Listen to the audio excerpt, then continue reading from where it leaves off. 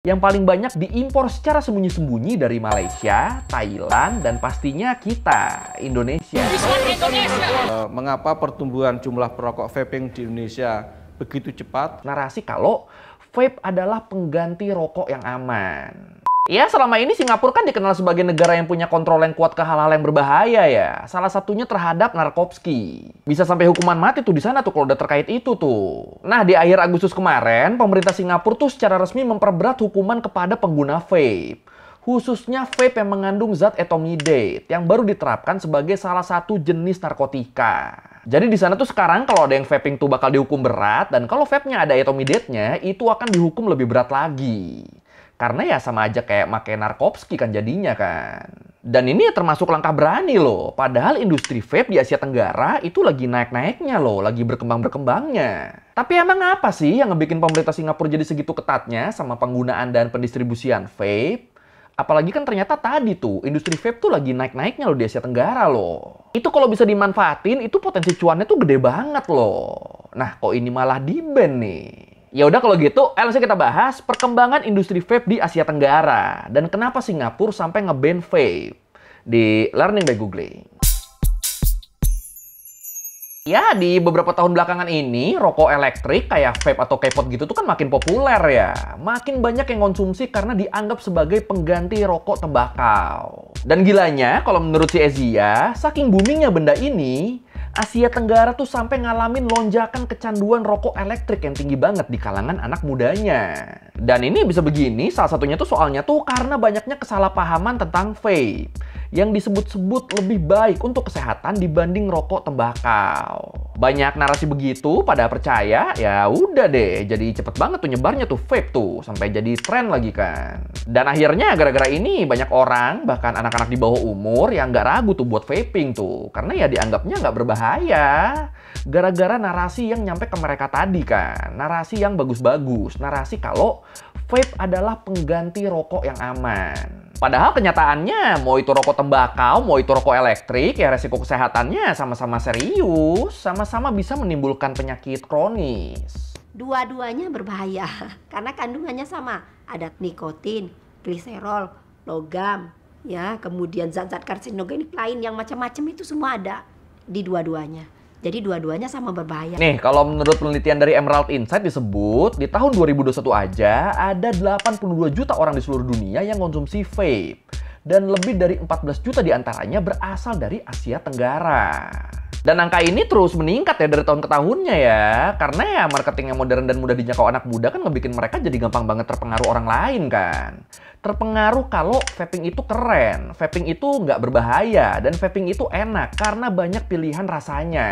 Dan karena trennya naik terus inilah makanya kalau menurut King Vape, pasar rokok elektrik di Asia Tenggara tuh itu diproyeksikan bakal meningkat sebanyak 22,3% dari tahun 2024 ke 2030. Karena banyaknya anak muda di wilayah ini yang bisa dijadikan target pasar. Khususnya di negara-negara yang populasinya banyak banget. Kayak Indonesia, Malaysia, sama Thailand. Tapi terus dengan meningkatnya jumlah vapers, artinya jumlah kematian yang disebabkan gara-gara vape juga makin meningkat dong. Jadi ya ini emang ironis ya. Di saat banyak yang beranggapan kalau vape tuh aman, vape tuh nggak mematikan. Padahal kalau dihitung berdasarkan jumlah kematiannya, orang-orang yang meninggal karena vape tuh itu 14 kali lebih banyak dibandingkan yang meninggal karena obat-obatan terlarang. Wajir, 14 kali loh. Mati mampus lu. Dan karena inilah pemerintah Singapura yang ngerasa penggunaan vape di negaranya tuh udah semakin gak terkendali, mereka mulai memperlakukan vape sama kerasnya, kayak memperlakukan narkotika, kayak memperlakukan obat-obatan terlarang. Halo. Mati mampus lu. Mengapa pertumbuhan jumlah perokok vaping di Indonesia begitu cepat? Karena masifnya iklan rokok vaping di media digital atau media internet. Cabaran kita pun tak pernah masuk TV pun. So kita guna media sosial lah. Dalam industri kita ada influencer vape. Iya, jadi walaupun industrinya lagi naik banget, tapi tetap di tanggal 17 Agustus 2025 kemarin, di rapat Hari Nasional Singapura, Perdana Menteri Lawrence Wong menyatakan kalau dia akan memperlakukan vape sebagai salah satu narkotika yang harus diberantas. Dan sebenarnya kalau menurut Reuters, Singapura tuh udah nge-banned penggunaan dan pendistribusian vape tuh sejak tahun 2018 loh sebenarnya loh. Waktu itu, siapapun yang terbukti menggunakan vape dan etomidate itu akan dikenakan denda 300 Singapura dolar buat yang berusia di bawah 18 tahun dan 500 Singapura dolar buat yang berusia 18 tahun ke atas. Terus buat yang impor, masuk, atau memperjualbelikan vape atau etomidate itu bakal didenda 10.000 Singapura dolar dan dipenjara selama 2 tahun. Tapi walaupun di tahun 2018 aturan pelarangan ini udah ada dan udah ditegakkan, tapi ya kayak nggak ngaruh, masih banyak aja tuh yang vaping tuh. Dan ini bisa begini dipercaya soalnya dendanya tuh kecil, jadi banyak yang ngeremehin. Jadi kayak, udahlah vape aja udah, kalau ketangkap kan tinggal bayar. Jadi gitu tuh. Terus juga karena demand-nya masih banyak kan, akhirnya ya banyak juga tuh orang-orang yang ngejual vape di pasar gelap. Yang paling banyak diimpor secara sembunyi-sembunyi dari Malaysia, Thailand, dan pastinya kita, Indonesia. Vaping is one serious concern. We have banned it in Singapore, but people are still smuggling vapes in and finding ways to get around our laws. Worse, it's not just e-cigarettes. Many of these vapes are laced with addictive and harmful substances like etomidate. Nah, kalau menurut Singapore General Hospital, gara-gara hukuman yang nggak efektif ini, akhirnya walaupun udah ada larangannya, walaupun udah ada aturannya, tapi tetap jumlah orang yang nge-vape di sana dari tahun ke tahunnya tuh makin naik terus tuh. Bahkan dari tahun 2022 ke 2023, jumlah pengguna vape di Singapura tuh diperkirakan meningkat sebanyak 58% loh. Ini edan kan, cuma setahun doang meningkatnya sampai lebih dari setengahnya loh. Wah. Atau kalau mau dilihat lebih detail, kalau di rata-ratain dari tahun 2022 sampai 2024 disebut, tiap tahunnya ada 3.100 pelajar dari SD, SMP, SMA, sampai kuliah yang nge-vape. Jadi yang kebanyakan ngelanggar nih justru anak-anak mudanya nih, termasuk yang masih pada di usia sekolah. Bahkan kalau menurut BBC, di bulan Juli 2025 kemarin disebut, di antara 100 sampel vape acak yang didapat sama Kementerian Kesehatan Singapura, ternyata sepertiga di antaranya tuh mengandung etomidate loh. Mengandung zat yang secara jelas diklasifikasikan sebagai racun. Iya, jadi sama pemerintah Singapura, etomidate tuh dianggap zat berbahaya, diklasifikasikan sebagai racun. Ya soalnya sebenarnya itu kan zat yang dipakai buat anestesi kan, dipakai buat ngebikin syaraf-syaraf jadi kebal dan mati rasa kalau mau melakukan operasi atau tindakan medis lainnya. Nah kebayang kan lu, bahan buat anestesi, buat disuntik ke pembuluh darah biar mati rasa, malah dihirup ke paru-paru. Ya ngeri lah.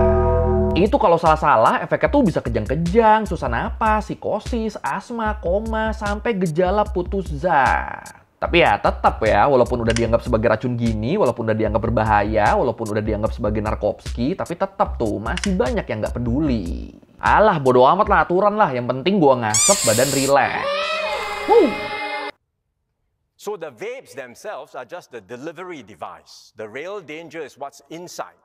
Right now it's etomidate. In future it could be something worse, stronger, or far more dangerous drugs. So we will take much tougher action against vaping.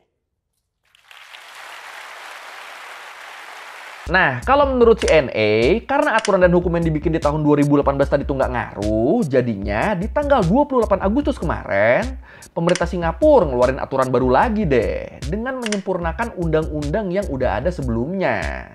Yang akan mulai berlaku di tanggal 1 September 2025. Yang isinya, pertama, etomidate akan diganti klasifikasinya dari yang tadinya racun jadi narkotik kelas C, yang harus diawasi dan dikontrol dengan ketat. Terus yang kedua, hukuman buat pelanggar nih akan diperberat lagi nih. Jadi pelanggar vape dari yang tadinya cuma didenda 300 sampai 500 Singapura dolar untuk setiap pelanggaran, itu dendanya bakal dinaikin dan hukumannya bakal diperkeras, bakal diperberat. Terus kalau sampai ngelanggar buat yang kedua kalinya, itu bakal direhabilitasi selama 3 bulan tuh. Terus kalau setelah pulang rehab masih nge-vape juga, itu bakal dibawa ke pengadilan dan didenda 2.000 dolar.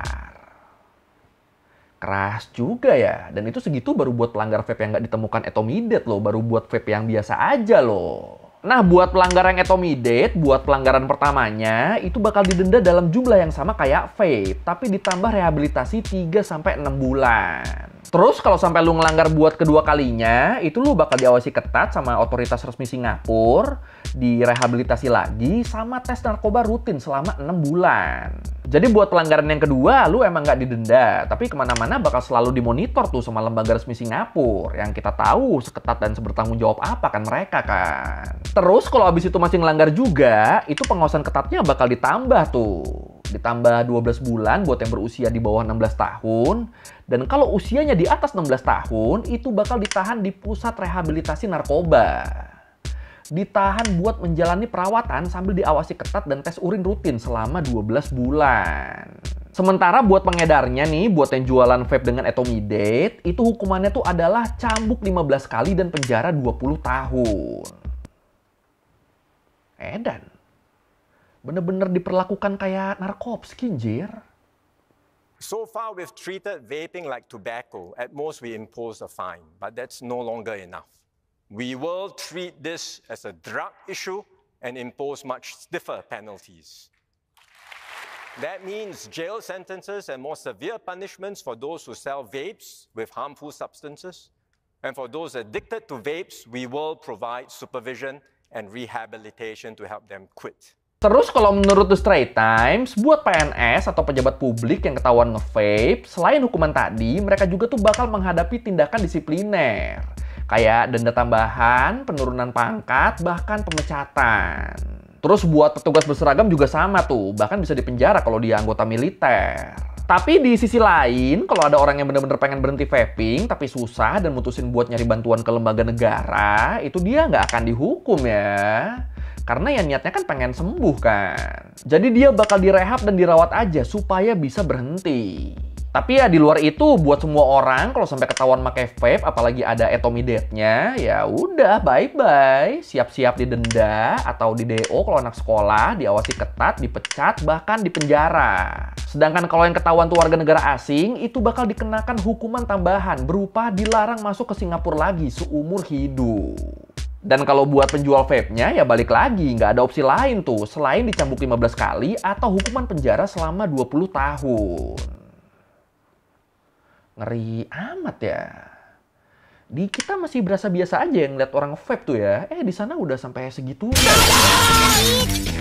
Wah, tapi yang harus kita tahu, Singapura tuh bukan satu-satunya negara yang melarang vape ya. Kalau menurut di Irisan, seenggaknya ada 22 negara yang sepenuhnya nge-banned vape. Dan 9 diantaranya tuh ada di Asia, termasuk India, Thailand, sama Singapura. Kalau Cina, mereka nggak nge-banned vape, tapi melakukan pengawasan ketat pada penggunaan dan pendistribusian vape. Tapi terus kalau buat di Hong Kong sama Taiwan, vape tuh sama-sama dilarang tuh di sana tuh. Jadi ya lumayan banyak ya negara yang sadar sama bahaya vape ya, sampai banyak juga kan yang nge-banned kan. Dan di antara semuanya, Singapura jadi salah satu yang aturan dan hukumnya tuh paling keras. Ya soalnya mereka kan kalau udah komitmen kan pasti terlaksana kan, karena ya emang se-strict itu mereka. Tapi kalau menurut tuh gimana nih? Apakah yang dilakukan Singapura nih udah bener atau terlalu berlebihan ini? Yang mana nih? Silahkan komen. In a bid to reduce waste and curb youth vaping, the UK government has announced a ban on single-use vapes effective from the 1st of June. The ban will prohibit the sale, supply and stocking of disposable vapes in stores and online. The UK's ban on single-use vapes applies to all businesses selling these products, including retailers, manufacturers, wholesalers and healthcare settings. Oke, sekian Lari Minggu kali ini tentang naiknya industri vape di Asia Tenggara. Tapi di saat bersamaan sama Singapura malah kayak di-banned ya, malah dianggap sebagai narkopski. Tapi ini gue jadi ngebayangin buat di kita nih ke depannya nih bakal sama kayak Singapura gak ya? Atau tetap bakal aman-aman aja nih di kita nih? Ya soalnya industri juga kan lagi naik kan, sumber cuan banget loh ini sebenarnya loh. Ya, kalau merevisi kayak gue udah salah, atau mau nanya, atau nambahin video, bisa tulis di komen, kita diskusi biasa. Sekali lagi, thank you, dan jangan lupa like, comment, subscribe. Bye!